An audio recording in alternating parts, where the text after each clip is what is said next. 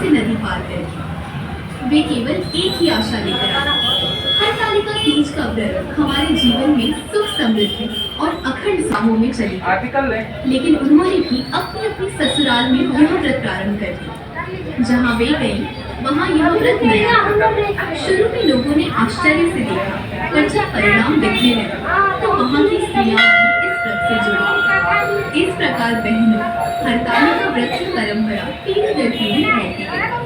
और देखिए, जब सावित्री की पोतियां बड़ी हुई तब उन्होंने भी अपनी दादी की कहानी सुनी और अपने जीवन में वही अपनाया। वे आपस में बैठकर कहती, हमारी दादी ने इस व्रत से अपने पति का जीवन बचाया।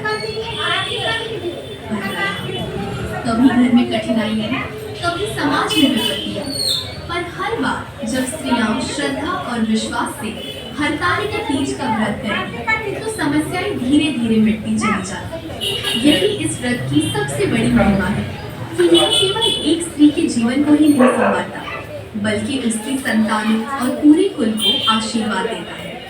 बहनों, इस कथा से हमें यही सीख मिलती है कि चाहे समय कितना भी बदल जाए, स्त्री की भक्ति और उसका संकल्प कभी व्यर्थ नहीं जाता।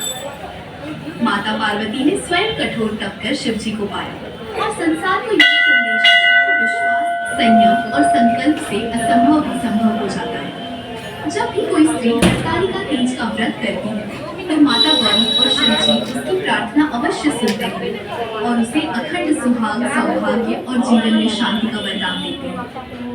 इस प्रकार हरतालिका तीज का व्रत केवल पूजा पाठ नहीं, बल्कि प्रेम, त्याग और विश्वास का प्रतीक है।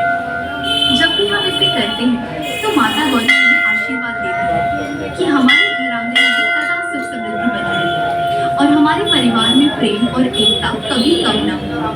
अतः हम सभी को संकल्प करना चाहिए कि हर साल इस व्रत को पूरे भक्ति भाव से करें और कथा सुनकर इसे अपनी संतान